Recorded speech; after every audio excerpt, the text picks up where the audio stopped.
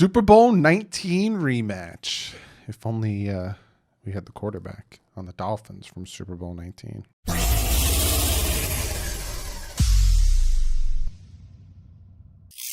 What is up, Finn fans? Yes, Miami Dolphins are heading over to the West Coast to take on the 49ers in San Francisco. I got my guy Nick from Nothing But Niners on here to talk some 49ers, give us a little bit of insight on that side of the field, on what's going on with them. Absolutely decimated with injuries. A ton of their big stars injured. So we're going to talk to Nick, and then we're going to come back and go over the injury report, talk about the 5 things the Dolphins need to do, give you guys my prediction, and get to comment of the day. So let's talk to Nick from Nothing But Niners. Got my buddy Nick here from Nothing But Niners, huge 49ers fan. He's literally in the locker room, if you could say. He's over in San Francisco. But yes, Nick, how you doing, bud? I'm doing good, Doug. I appreciate you, man, bringing me on your platform here and, ready to talk some Niners and Dolphins for this upcoming week, man. Yeah, man, it's a Super Bowl rematch, a very old Super Bowl rematch where you guys got the upper hand of Dan Marino.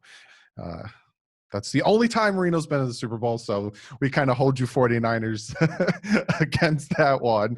Laces out, Dan. Laces out. Hey, you can't. What do you expect? You know, he's going against Joe Montana, Jerry. Come on. Imagine that. Think of that, going back in time and watch Dan Marino face Joe Montana in a Super Bowl. Like, are you kidding? You know for a fact back in that Super Bowl, they had no idea what they were watching right there. Oh, no, man. They just didn't know. I mean, they were two top of the quarterbacks in that era, and great game. Both teams were stacked, though, at that time, man. Both teams were stacked. And that was a really, you know, grinded out, beat up football game. So I miss football like that. Right. It's not the same anymore. You're not allowed to tap a quarterback on his helmet. It's rough on the passer. Yeah. Stupid. But let's talk about Sunday's game. Big game for the Dolphins, big game for the 49ers. You guys want to stay in that battle, in that division. You got Seattle over there. You got the Cardinals coming up. You got the Rams. You know, that whole division is doing really well. Dolphins got the Bills and the Patriots to have to deal with. How are you feeling? Now, being a 49ers fan, we talked about this before we came on. Absolutely decimated with injuries. Never play in New Jersey again. I don't recommend to ever play the Giants and the Jets in that horrible stadium again. How is your team feeling? Who do you see coming back? Any big names coming back? And how do you feel about all these injuries? Yeah, so Jimmy Garoppolo obviously is the biggest name right there at a starting quarterback. Last week, Nick Mullins, well, prior to the Giants, Nick Mullins had a really good game against the New York Giants. But then you come back last week, just didn't look good at all. Offensive line didn't look good. But Jimmy Garoppolo returned to practice Wednesday with limited, but he did practice again for the second day in a row. Still limited, but he's out there and practicing with that high ankle sprain. So that looks like that's probably, more so of him playing than it's not of him playing. So hasn't really been, notified that he will be the starter yet. That's a big name right there. Obviously, Raheem Mostert, if any of you guys are familiar with him, really, really fast running back. Obviously, a guy that we could have spelled and traded Matt Breida to get rid of, which is now a Miami Dolphin, as you know. But that was a guy that kind of stepped up, been on 6 different teams, and came over with the Niners under the Chip Kelly era. Didn't really get that time to shine. Last year, just destroyed the league. The guy is very, very fast. I think that's something we were missing last week against the Philadelphia Eagles who couldn't get the edge. Kyle Shanahan runs a lot of outside zone, and these guys with speed, that's what the team is built around. So looks like Raheem Mostert practiced both days as well. So it looks like he's going to be on the right end to come back as well. Richard Sherman isn't going to be back. It looks like he's going to be, pushing to get to week 6, week 7. So it doesn't look like he'll be back. Jason Verrett will still be playing. Akello Witherspoon is back and limited at practice, which is our other corner. But I wouldn't look for him to see him this week. I would probably see Dante Johnson once again. So those corners are beat up. Dre Greenlaw, our will linebacker, he will be back this week. Looks like he was out with a hamstring injury, I believe it was. He looks like he's going to be playing now. Let's think. I'm trying to think here. We got tons of injuries, The so I'm list trying is to so think here. long. Yeah, the injury bug definitely hit us this year, right? So, you go from a Super Bowl contending team to how much can you get over this little hump? Oh, obviously, a new guy that we signed, Ziggy Ansah, went out with a torn bicep, so he's going to be going to the IR for the rest of the year. So he will not be playing. So let's see, defensive lineman Solomon Thomas, Nick Bosa, obviously out for the year, ACLs. I think that's pretty much it. Oh, Richie James, our return specialist, could be coming back. Trent Taylor was out with an ankle injury this week. Wednesday, he did come back to practice, so it looks like he'll still be playing. The 49ers did release Mohamed Sanu, so that's not a guy that you would have to be looking for. But Deebo Samuel is back. Last week he did play, but he was kind of being eased into the offense, right? So I would look to see him to get more touches this week. And then obviously the rookie Brandon Ayuk, has been showing off a little bit of his skill set there. I don't know if you guys seen that jump over the Eagles player into the end zone, complete hurdle. But looks like we're getting healthy at the right time. So like I was saying, your team, it seems like it's mostly on the defense. You guys got pretty hit pretty hard with that injury bug. What would you say right now is like a strength of your team that the Dolphins should be really worried about when it comes to, matchups? Well, I mean, look, we still can't count out the 49ers defensive front, right? Obviously, they're down Nick Bosa. They're down D Ford, who has a back injury, who went on the IR for 3 weeks.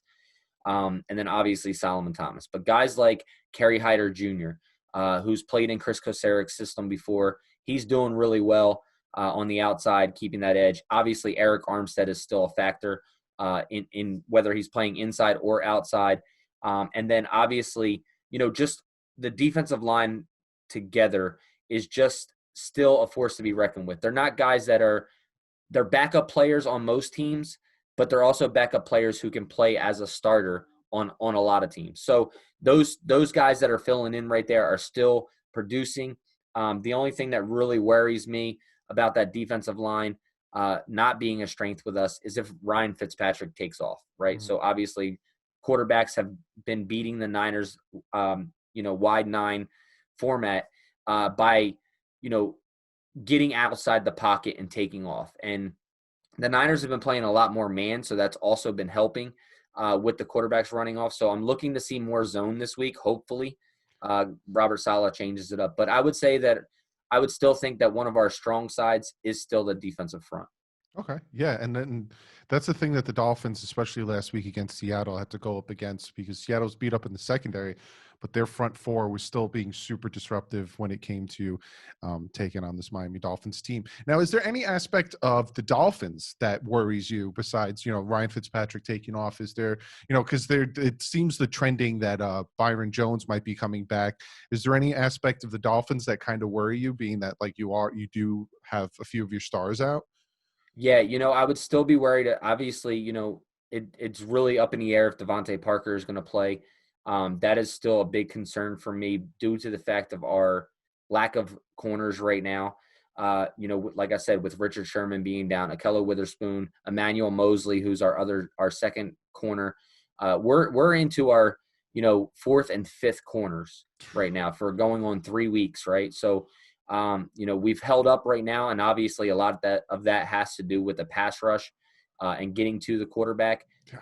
But I'm still worried about that position, right? You got Preston Williams, Devontae Parker, those two. Preston Williams is a quicker guy. How does he react with a guy like Dante Johnson, right? So Jason Verrett, we all know who Jason Verrett is from San Diego. He's been out of the league a few years with some injuries, but if he can get back to his top of the game, I'm okay with that. He's been playing okay. I wouldn't say way above average, but I would say he's probably playing average as a corner right now. But that other side with Dante Johnson, man, that scares me with a Preston Williams or somebody like that on the outside with, that shifty, speedy type of receiver. That worries me.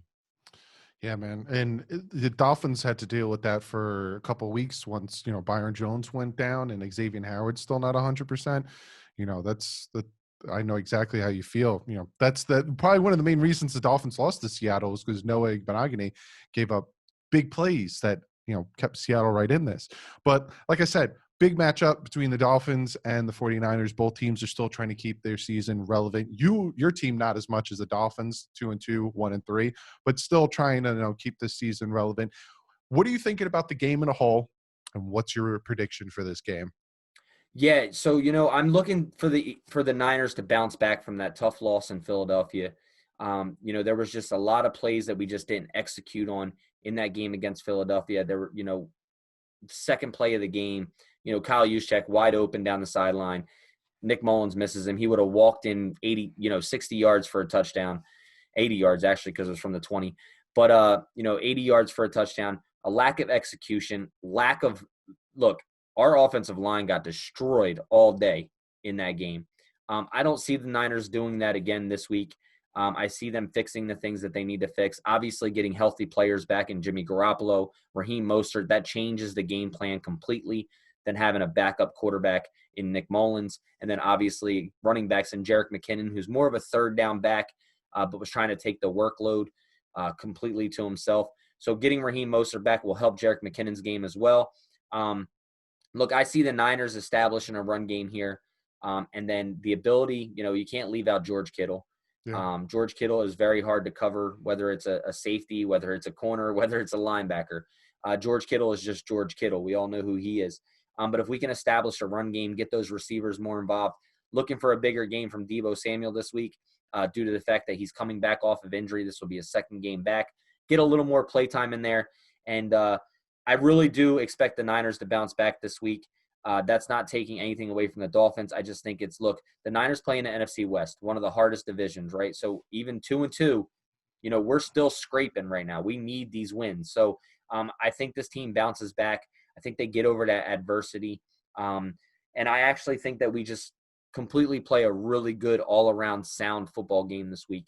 And that's the biggest thing right now is first establish a run game, get Jimmy Garoppolo comfortable in the pocket again with his ability to move around with that ankle, and that's how we're going to see it if he's playing, right? Mm-hmm.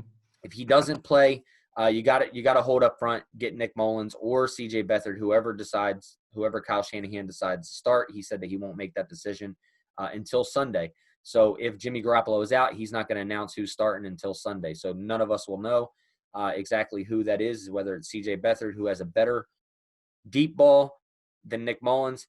He can run the football better than Nick Mullins, and he can get outside the pocket as well. So either way we look at it here, I'm gonna boil it down to quarterback play, and then obviously establishing a run game. Yeah, man. Yeah, it's gonna be a hard fought game. What's your prediction on this one? You got a score prediction? Yeah, I'm gonna take the Niners this week, right? And look, as bad as we played last week against a decimated team that we played last week, I still think the Dolphins is a decent team. They have a lot of talent. You can't look any NFL team you can't underestimate, right? But I think that since the Niners lost last week, that's worse for the Dolphins this week. As in, it's going to bring out that energy level from the 49ers to get back on track to win these games. Because look, after you guys, we got the Rams, and then we go Patriots, Seattle. It gets really, really hard for us. So this win is very, very crucial for this team. And I know it's only going into week 5, and they say there's no must wins in week 5, but this is a must win for the Niners to stay afloat in that NFC West division because it is one of the better divisions in football. You know how that is with the Patriots and the Bills and those teams over there. So I do think that they bounce back this week. I think it's somewhere going to be around, Niners are averaging 28, 29, sometimes 30 points a game right now. I'm going to go 28-17 Niners. Okay. Sounds reasonable to me. But Nick, thank you so much for coming on, bud. Be sure to check him out and all the other guys on Nothing But Niners over at youtube.com/NothingButNiners. Where else can they find you, Nick? Yeah, you can give us a follow on Snap. We're on Snapchat, Nothing But 9 ERS, as well as Twitter, Nothing But 9 ERS, and Instagram, Facebook page. We have a Facebook group page. That's Nothing But Niners, all spelled out. And then we just downloaded the Flick app today. So if you guys want to follow us, find us over there, you can type in the code Nothing But Niners, all spelled out, lowercase letters, no spaces, anything in there. Come check us out, man. We interact with the fans over there. Big, you can check us out on FTFN, Fan to Fan Network, as well, the website over there. We're all over the place, guys. Any social media avenue, SoundCloud, iTunes, TuneIn, Stitcher, iHeartRadio, Google Play, we're everywhere. Just hit that like and subscribe button on any or all of our channels, and we'll be there.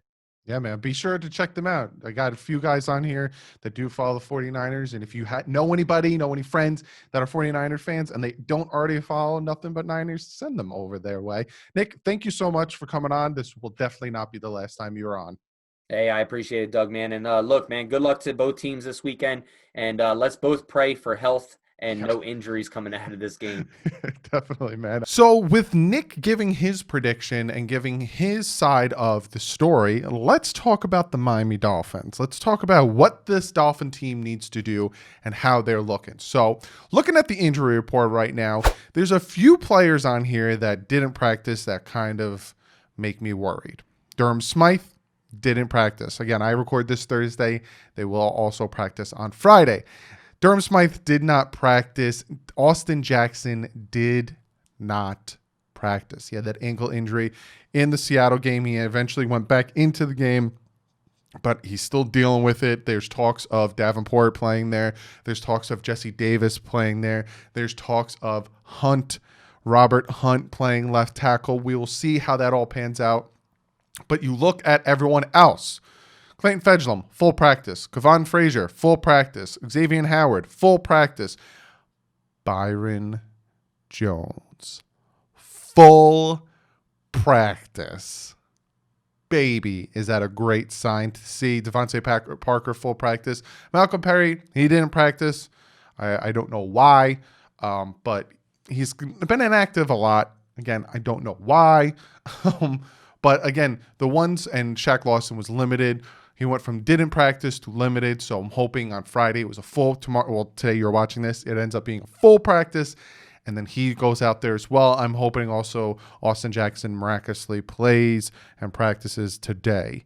But we will see how that all pans out. Then looking at the San Francisco 49ers injury report, and like Nick said, they got some banged up guys. Ezekiel Ansah, he's done for the year with the bicep injury. You have Dante Johnson and Emmanuel Mosley. Both their corners didn't practice, don't look like they're going to be playing. You have Deebo Samuel, didn't practice with an illness. We'll see if he actually plays or not. Seems like he will. And Kevon Williams did not practice either. Now, the big names for them that limited practice, Jimmy Garoppolo, Greenlaw, Raheem Moster. You knew I was gonna pronounce that name wrong. With Jimmy Garoppolo's high ankle sprain, we'll see if he plays. Dolphins don't know. The 49ers don't even know. The 49ers haven't even named who. They say they won't name the starter until Sunday. So we'll see how that all pans out. And Raheem, kind of hope he doesn't play. Gives us a better chance, but it seems like, coming from Nick, who knows a little bit more about the 49ers than I do, seems like he is more likely to play. So looking at the injury report, I'm going to break down my 5 things that the Miami Dolphins need to do to beat this 49ers team. And again, no specific order from most important to least important. It's just 5 things after looking at tape, looking at how the team's played, and what the Dolphins need to do. My number one thing that the Miami Dolphins need to do, and again, this isn't the number one as in the most important, but the number one thing the Miami Dolphins need to do is they need to score in the red zone. Now, have they not scored in the red zone all season? No. They put up a ton of points against the Jaguars. They put a ton of points up against the Buffalo Bills. They score, but you can't have another repeat of that last week against Seattle, kicking 5 field goals. You get on the opposite side of the field, you get within the 30. I'm pushing it back to the 30. You need to score. You can't be kicking field goals. You got to convert these third downs. Hey, Dolphins are 9th ranked in the NFL in converting third downs. Continue that success and convert these third downs. You got to put points on the board. That's the only way you're going to beat teams in the NFL nowadays. High scores. If the Dolphins would have converted at least 2 of those field goals to touchdowns, they would have beat the Seattle Seahawks. So we need to score in the red zone. My number 2 thing that the Miami Dolphins need to do, this might be a little bit redundant. This might be a little bit of a Doug. We have to run the ball. We have to get a run game going. It has to happen. The last time the Miami Dolphins had a rusher go over 100 yards was was in December 16th of 2018, and it was Kalen Ballage against the Minnesota Vikings. That was the last time the Miami Dolphins had a rusher go over 100 yards, and the only reason he went over 100 yards was because he had that big run. It's almost going to be 2 years since the Miami Dolphins had a 100-yard rusher on this team. The Miami Dolphins need to run the ball. The Miami Dolphins have to consistently run the ball. Give Breida the ball a little bit more. Continue riding the hot hand and Gaskin. Please, we need the blocks to hold a little longer. These guys need to have the lanes to break off these big runs. 49ers defense is beat up. The defensive line without D Ford, without Nick Bosa, without now Ezekiel Ansah, beat up. We need to take advantage of it. They play the wide nine, like Nick says. We all know how that wide nine works. We need a 100-yard rusher today. I don't care who it is. I don't care if it's Patrick Laird. I don't care if it's Gaskin. I don't care if it is Breida. I don't care if it is Bowden Jr. I want a 100-yard rusher, please. I can't believe it's almost going to be 2 years, December 16th, since we've had a 100-yard rusher. It's the number 2 thing. The number 3 thing the Miami Dolphins need to do if they want to beat this 49ers team on the road. We need to get pressure on whoever they're starting. Again, I don't know who they're starting. Nick doesn't know who they're starting. He hopes it's Jimmy Garoppolo, but you heard he raffled off 2 other quarterbacks. They won't know until Sunday. The Dolphins won't know until Sunday. Miami Dolphins need to get consistent pressure on the opposing quarterback. You give these quarterbacks enough time to throw the ball and to stand there and let these routes develop. We have Byron Jones back, hopefully. Hopefully. He had full practice. We should get a little bit more help in that secondary. We need to get pressure on the quarterback. You can't have these long-winded routes develop, and while the quarterback just stands there and looks, nope. Oh, you're eventually open, and then throw him the ball. Need consistent pressure. Zeiler needs to play more defensive tackle, and Zeiler needs to be out there more. He has played better all season, and he's getting more consistent pressure.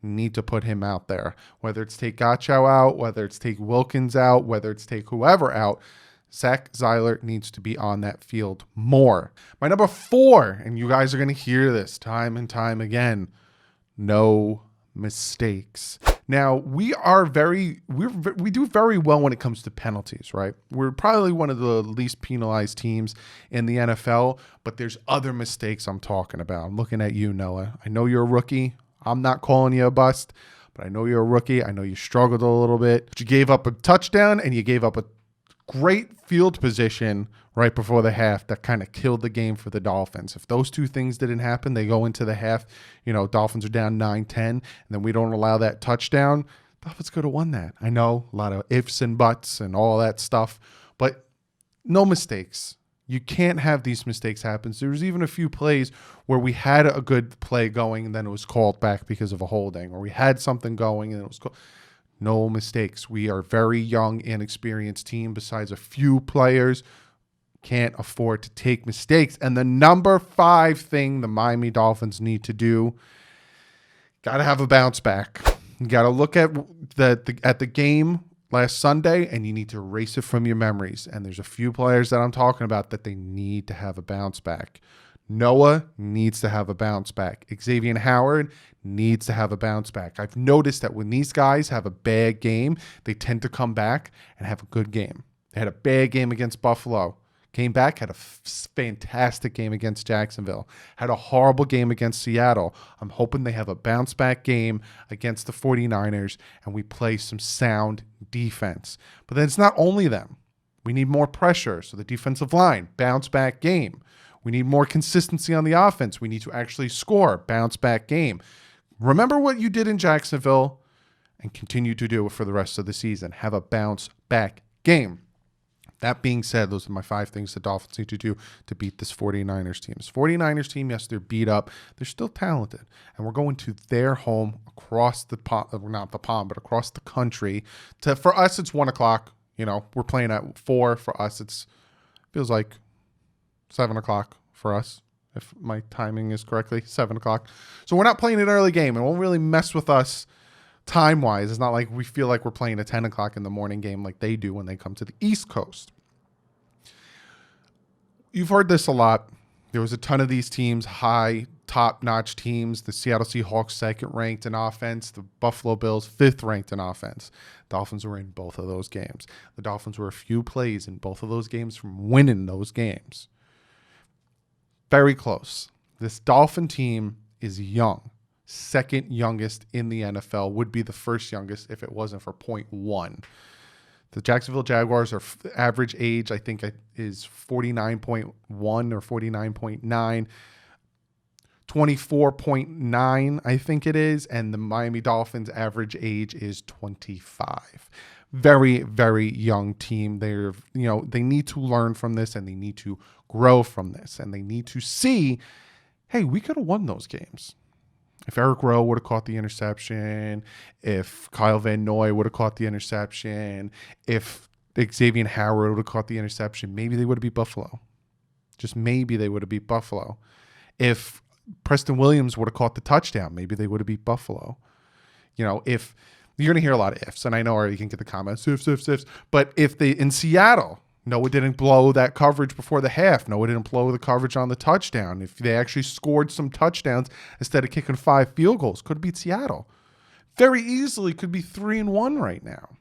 I know it's a lot of ifs and buts and a lot of promises, but it's the truth. And those little mistakes cost you games. Dolphins need to play more discipline. They need to pull their heads out of their asses, and they need to win this game. This is a very big game for the season. It's a very winnable game. Team is decimated. I'm going out on a limb on this one. I'm saying the Dolphins win this one. I'm going to predict the Dolphins win this one. They've been consistently scoring a ton of points.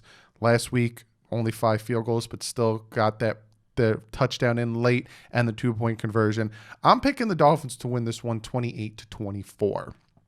Oh, I hope and pray that they pull this win off. But be sure to comment below. I'm very interested in what you have to say. What are your 5 things that you think the Dolphins need to do to beat the 49ers? If you're a 49ers fan watching this, what are your 5 things that you think the 49ers need to do to beat the Dolphins? I know I'm going to get a few of nothing because the Dolphins suck, but hey, you guys are pretty beat up, so you might want to take this team a little seriously.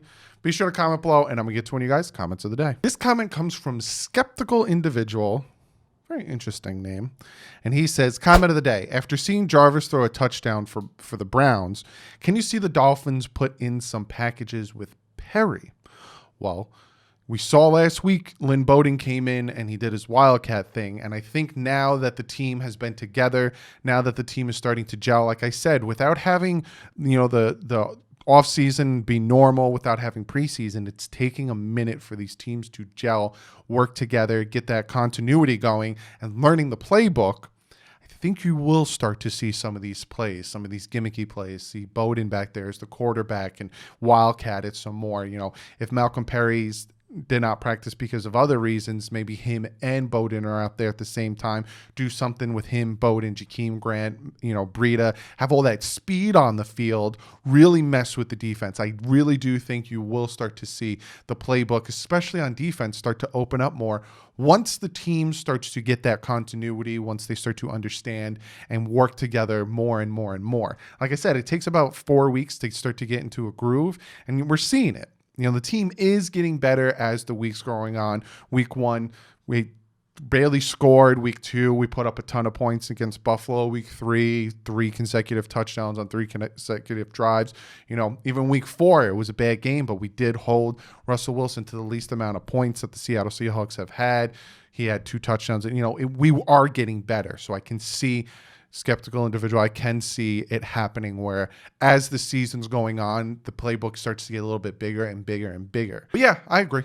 I think it will get better. Thank you so much, Skeptical, for the comment of the day. If you guys want to be part of the comment of the day, comment below and put comment of the day, and I'll put you guys in comment of the day. That's how I know you guys want to be part of comment of the day, because I like to read all your comments below, and especially on Twitter where I got that one. So be sure to follow me on Twitter. But I like to read your comments below. And if you put comment of the day, I'm like, oh, he wants to be part of comment of the day. And I make a mental note and I screenshot it. So if you do want to be part of comment of the day, comment it below. But that's the video. That is the video. I will not be going live for this game. Unfortunately, it's not on TV. But I will be live on Twitter at halftime. So be sure to follow me on Twitter. I will also be tweeting during the game. I will, when the game is on national TV, I will go live.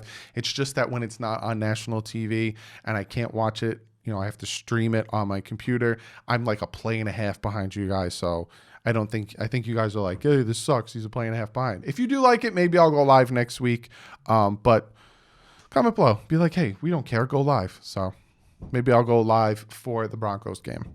But be sure to follow me on Twitter, Instagram. I just broke 1,000 on Instagram. I'm going to thank you guys over there. It really means a lot to me that you guys went over there. Check out Fanatics Network. Great network, great community that is being built over there. Check out their YouTube channel, all that stuff. Also check out Fan to Fan Network, another very big, great community. All NFL YouTubers, we get together on this website, fantofannetwork.com. Also, we have the Twitch stream. Fan to Fan Network is on twitch.tv/fantofannetwork. We're going to go live Sunday before the game, so be sure to go over check that out. Other than that, I will see you guys Sunday halftime live on Twitter. And I'll also see you guys Sunday after the game, hopefully with a big celebration that we got our second win of the season. 2-3, head into some great things. But other than that, like usual, stay classy. Ends up.